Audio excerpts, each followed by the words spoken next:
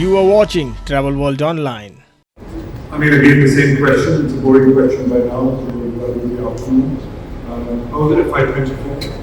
And what's likely to be a 525 in terms of competition, yields, profitability, according to us, we've scaled down your losses significantly. So tell us about FY24 and what we expect in FY24. Okay. So, Kapil, let me take a step back.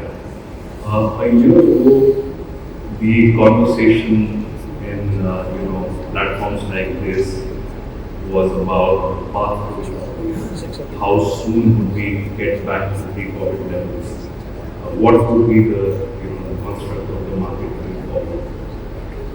FY24 has been about growth, about frustrations with the supply chains that are impeding growth, about managing the growth. So the narrative has completely shifted to growth, and the optimism is based on what you were mentioning, both on the supply side, demand side factors, population, the demographics, the under-penetration of the market, the new airports that are coming, the 10 million passports being issued every year. So it's really about growth. FY24 has been very good for us. We met all our financial metrics and targets that we had set for ourselves in the year. We grew about 20% over the previous year. And it struck me, last year when we had this conversation, I think it was before the start of the financial year.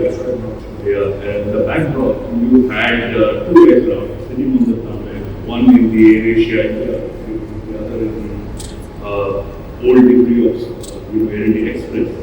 Then you got one new plane with a new degree soaring in the sky. So I think that's really safe.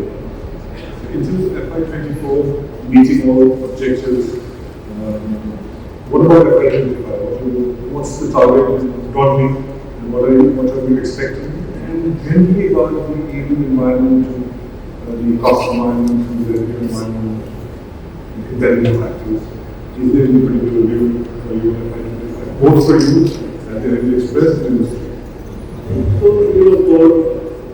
let's start with the airline. The priorities last year for us, especially the first part of the financial year, was about integrating two airlines. So we built a common, organization structure. We fitted every employee across the two legal entities. Even as we had, two AOCs, we still have two AOCs. We are on track to a merger in the next few months. But we already built an organization that, that to the outside world, the leadership team is common. Except for the regulatory positions, the customers see one website, one app, there's one branding. The trade sees one branding.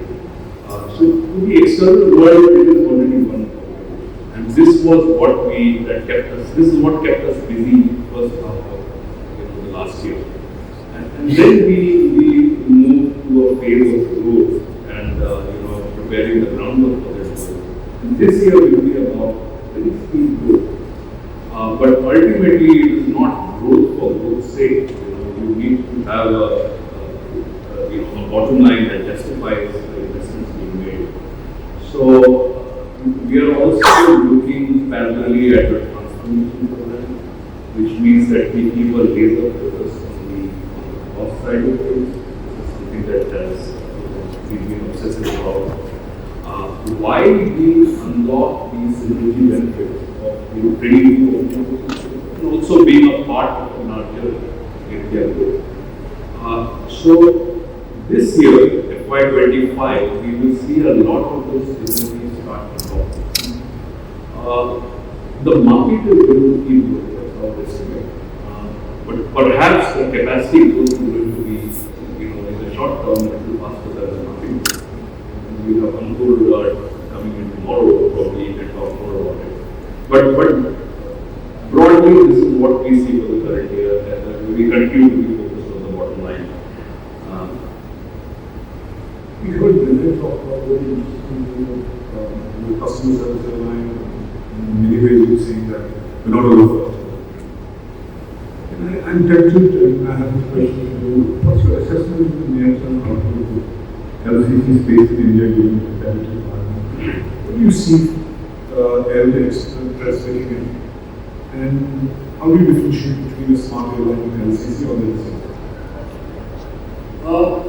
So, Kapil, again, as we all well know, the bulk of the India market will be what was traditionally the LCC mode.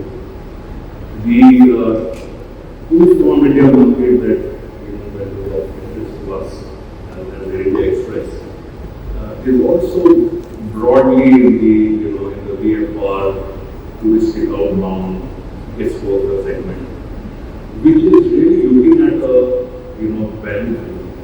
So it is not necessarily about low prices. It is not necessarily about competing on price.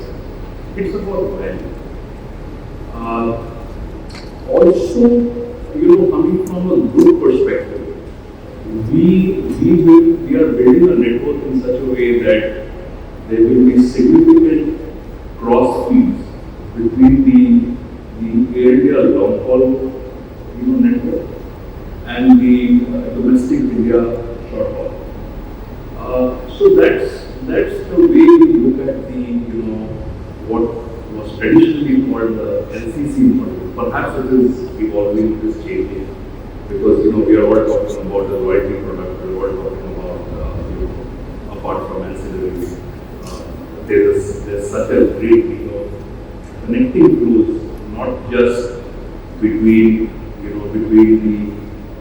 LCC entity and the Air India full service product, but also within our own. So that's the way, that's how we look at the business as it is evolving. So you touched on an important thing that you're going for aggressive expansion, almost to 100 million, 100 aircraft in the system. And that's remarkable for an airline that is a combination of portfolio. What is being done to ensure that the foundations of this more structurally strong in terms of people, cost structure, culture, capability? How do you work to that? So I think that's a great question, Kapila, that is very fundamental to all of it. We spent a lot of time in preparing the numbers. So in fact, the last 18 odd months has been spent in building the organization side of things. So it is not just about a common leadership or a common org, it's also about the platforms, the processes, and everything else that goes with it. It's also been about this scale of growth. What we are going to grow this year is 40% over the previous year, which itself was 20% over the A plus B. So it is significant.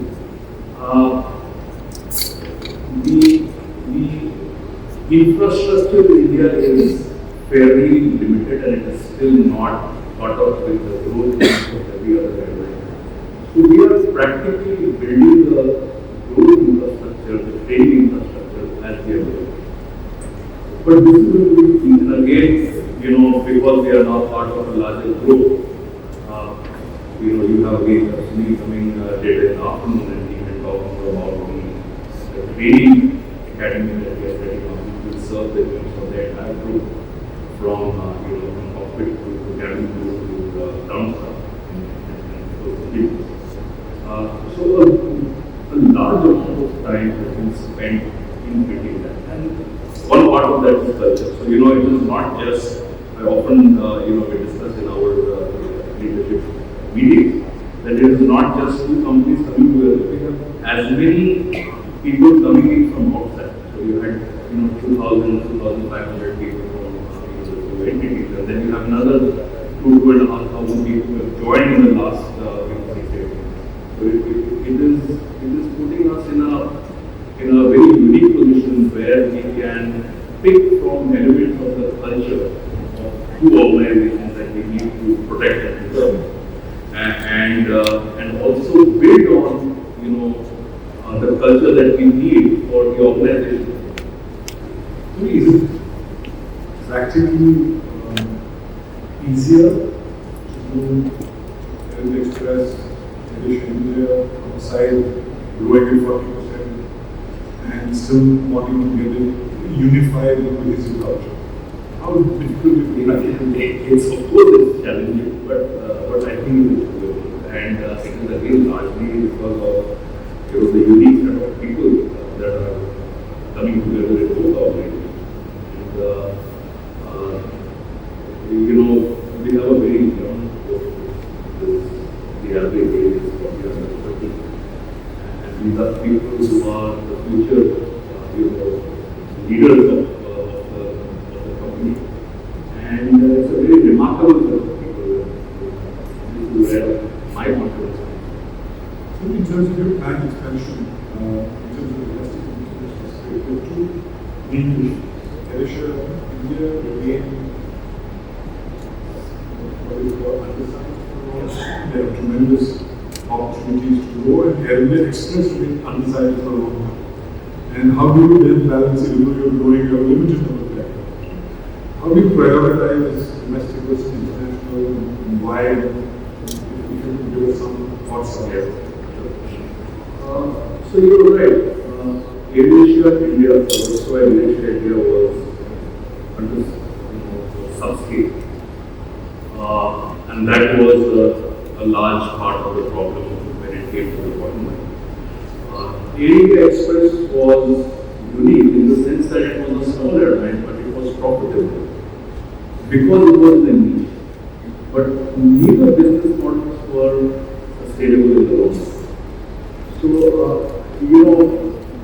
it's a no-brainer that both the organizations had this scale independent to have actually grown. When we are bringing these two organizations together, the footprint is not pan-India. We are looking at the regional short-haul international market in a more holistic way. The network is better balanced. It is not about, it is not, you are trying to diversify the network instead of, focusing on a narrow set of routes or, just one customer segment. So that's the challenge, and add to that the group. And we can again talk to one more about how the network is being designed and built. But it's being built very carefully, very thoughtfully with the bottom line. What the moment you choose to Heritage Express and the sunset of AirAsia India, what will the impact of the brand on customers and the positive to customers? There is a good equity of Heritage Express, but it is not good enough. If you move over to a sunset for the career brand, will you play positively to the point that you're seeing traction? I think it is. So we sunset the India brand and the AirAsia India brand last year. That's the time when we relaunched the new India Express brand. And I think it was important to time the two together rather than just simply transition from one brand to another brand and then to a rebranding later on. It was important from the employee perspective because bear in mind that AirAsia India employees were very passionate about the brand that was there in the market. They worked hard to build that brand. There was a culture and DNA to that brand. So it was important for everybody to transition into something new, which represented a bit of growth. It represented what the new India was. The interesting thing is that we did the brand launch, the new brand launch in October. We haven't done any mass media, large scale branding exercise deliberately. But the fact is that the brand, punches its way above its goal. People recognize the brand, people have an affinity to that brand. Uh, so that speaks for what the brand has achieved despite spending money. There is this tricky question on bilaterals, and I'm sure everywhere express is bilateral will be a challenge for you in expansion. I have not asked you about market access input. So how do you grow and then you have a bilateral? Particularly when your network team says I want to go here, go bilateral. What's the challenge and how do you overcome it? So Dr. I think Campbell articulated it very well, what our view as a group is about bilaterals. Mr. Ajay Singh also talked about the bilaterals. The fundamental thing is that we have to get our hubs back in the country. All I want to add is that bilateral is looking for a trade agreement. And at least in the short term, any trade agreement has to work for both the parties. It is a bilateral between two parties. It has to work for both. It has to be resting on reciprocity, balance of benefits. In the short term, we don't see that for India as a country. Coming to your question about do we see opportunity? Well, the network plan that we have built for the next 5 years is assuming that the bilaterals stay where they are. We have substantial growth coming in, and we are still going to maintain broadly the split of capacity that we deploy between those two regions. So then enough opportunity even within what we have got. ASEAN is, in a sense, open sky. The South countries are fairly open, which are the other large markets. Saudi Arabia has a fairly large, entitlement, has some triggers to it. So for the short term, for the next 5 years, we don't see the rights as something that we need to do. Given fleet complexity in the short term, how do you mitigate this impact in cost? It is still complex. One, two, three platforms, and better than complex fleets we take time. What does it do on the cost, customer experience? How do you mitigate it? So, Kapil, I would look at it like this. One part of it is that we as an organization, as an LCC organization, have two types, on our fleet. My view is that, as the size and scale grows, the benefits of fleet commonality start diminishing.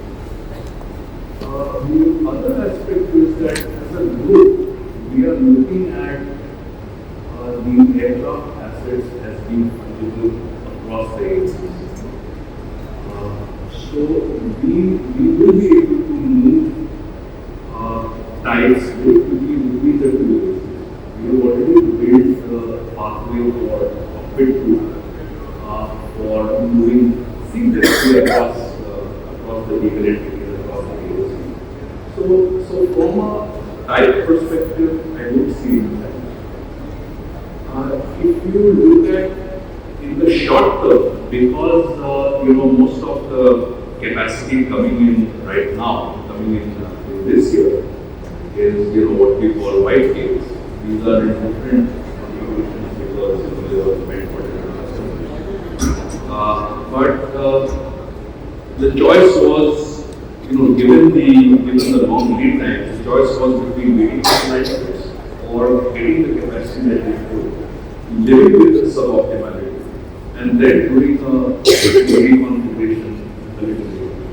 So those you're working on that. The seats will be we will start reconfiguring about a year later. But we will live with this. Maybe in terms of the integration process, do you see at the end of the physical a complete integration? Yes. So the integration piece will now move to a legal merger process, and the legal merger is the process. We are seeing a full-fledged merger happen. We are estimating about 6 months. Bulk of the heavy lifting has been done.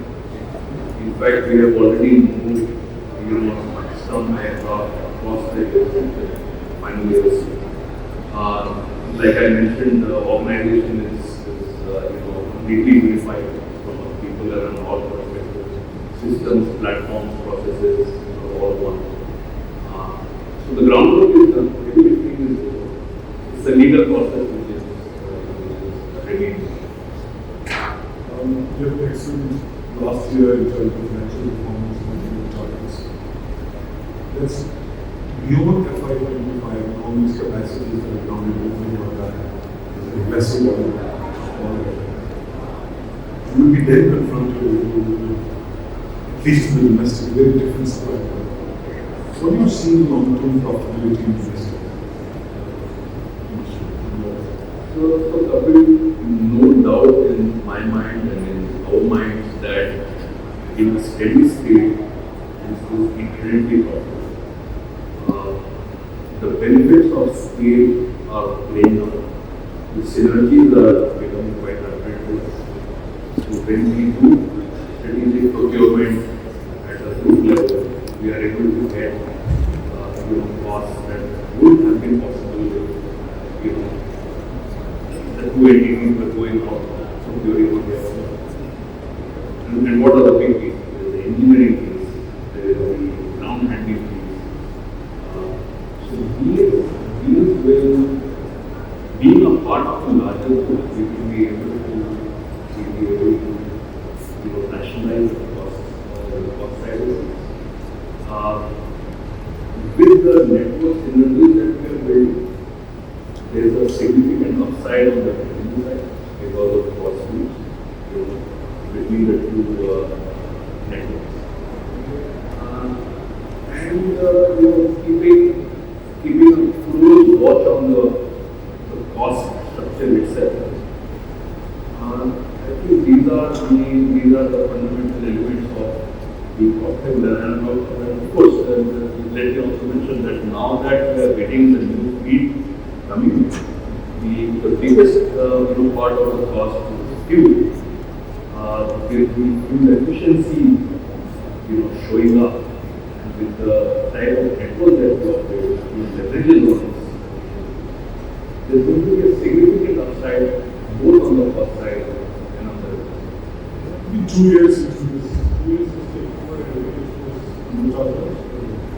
Yes. So when you stepped in, what was the challenges and opportunities you thought and what has actually happened? Is it very different than what you thought? Apart from the fact that I'm sure it's an exciting job and you've been learning in terms of opportunities and challenges, is it in line with what you thought? It was private. I don't think it is a private nature for opportunities. It was as evident then as it is now about the medium-term, long-term potential of the India market.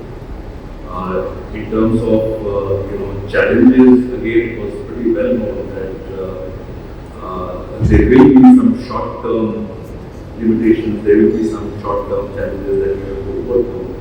If you're looking at catching up with the growth that you lost in the past month. No surprises. So no surprises. Excellent. Now just forget about policy here, or the express.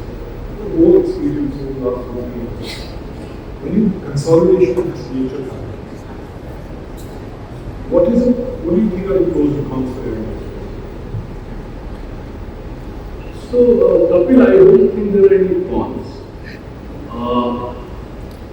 When we are seeing the market consolidate, we are seeing players with strong balance sheets, well capitalized, with a long-term view of the market, So that's good for the industry. There is going to be intense competition, but there is also going to be players with skill in the game, players with a long-term interest in the market. And look, the market is large enough. The India market is large enough to support just about everybody who's there. Okay, thank you. Aloke, please give him a warm round of applause. Excellent.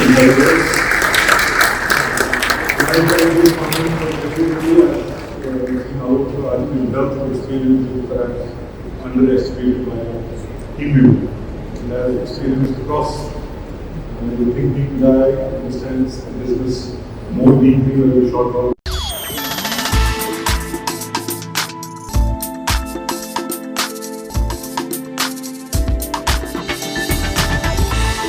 You are watching Travel World Online.